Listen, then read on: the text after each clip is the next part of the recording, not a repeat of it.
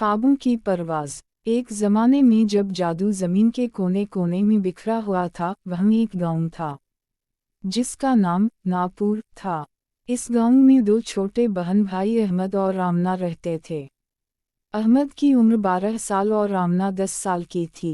दोनों बहुत बहादुर, ज़हीन और मतजस्सुस थे। वो नई जगहों की तलाश और मुहिमजोई के सफ़र पर निकलना पसंद करते थे। एक दिन अहमद और आमना ने गांव के बुजुर्गों से करीबी जंगल में होने वाले अजीब व गरीब वाक़यात के बारे में सुना। लोगों का कहना था कि वहाँ एक नामालूम जानवर रहाइश पजीर है, जिससे जंगल को ख़तरा है। बहन भाई ने फैसला किया कि वो इस मुअम्मा को हल करेंगे और अपने गांव को बचाएंगे। अहमद और आमना अपने सफ़र की तैयारी करने लगे। इन्होंने खाना, टार्चा, पानी और एक पुरानी किताब पैक की जिसमें जंगल के राज मौजूद थे। वो जानते थे कि ये सफ़र आसान नहीं होगा, लेकिन उनके हौसले बुलंद थे। जंगल की तरफ जाते हुए उनकी मुलाकात एक बूढ़े आदमी से हुई, जो बहुत समझदार लग रहा था। उसने इनसे कहा कि जंगल में दाखिल होने से पहले इन्हें अपनी रूह को पाक करना चाहिए। इसने इन्हें जादुई पानी वाला तालाब दिखाया। अहमद और आमना ने इसमें नहाया और नई तवानाई के साथ जवान होने का एहसास किया। जंगल में दाखिल होते ही अहमद और आमना को अजीब सी आवाज़ें सुनाई देने लगीं। हर तरफ सरसब्ज और शादाब दरख्त और घने पौधे थे। आगे चलकर वो एक बड़ी झील पर पहुंच गए। झील के करीब इन्होंने एक गार देखा। गार के अंदर इन्हें एक कदीम और बेवकामत किताब मिली। जैसे ही वो इसके सफ़हात को पलट रहे थे, एक रोशनी नमूदार हुई, जिससे एक जादूगर ज़ाहिर हुआ। इसने अहमद और आमना को एक जादुई पत्थर दिया और समझाया कि इस पत्थर से वो मखलूक को रोक सकते हैं।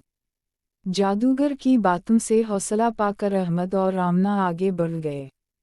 वो जंगल की गहराई में चले गए। अचानक उनके सामने एक बहुत बड़ा जानवर नमूदार हुआ। इसका चेहरा खौफनाक था और इसकी आँखें आग की तरह चमक रही थीं। अहमद ने जादूगर का दिया हुआ पत्थर निकालकर हवा में बुलंद किया। एक रोशनी पत्थर से मखलूक की तरफ गिरी, लेकिन मखलूक ने अपने हाथों से रोशनी को रोका और ज़ोर ज़ोर से गरजने लगी। आमना को एहसास हुआ कि अहमद अकेले मखलूक का सामना नहीं कर सकता। इसने जल्दी से अपनी किताब निकाली और इसमें से एक मंत्र पढ़ा। जैसा कि इसने किया, आसमान पर बिजली चमकी और तेज़ बारिश बरसने लगी। पानी की बूंदें मखलूक पर गिरीं और आहिस्ता आहिस्ता कमज़ोर होती गईं। अहमद ने पत्थर दोबारा उठाया और मखलूक पर फेंक दिया। इस बार पत्थर बराह रास्त मखलूक के दिल पर लगा और इससे एक ज़ोरदार चीख निकली। चंद ही लम्हों में मखलूक जलकर राख हो गई। गांव को बचाते हुए मखलूक को शिकस्त देने के बाद अहमद और आमना ने सुकून की सांस ली। वो जंगल से निकले और जल्दी से गांव वापस चले गए। उनकी बहादुरी की दास्तानें सुनकर गांव वाले बहुत खुश हुए और उनका शानदार इस्तकबाल किया।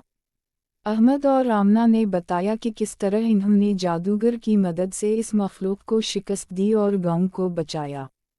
गांव के बुजुर्गों ने इन्हें मुबारकबाद दी और कहा कि इनकी हिम्मत और अज़्म ने पूरे गांव को एक नई राह दिखाई है।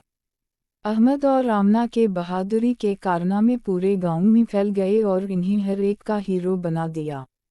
ये कहानी हमें सिखाती है कि चैलेंज कितना ही बड़ा क्यों ना हो, अगर हम खुलूस नीयत से कोशिश करें और हिम्मत ना हारें तो हम किसी भी मसले का हल तलाश कर सकते हैं।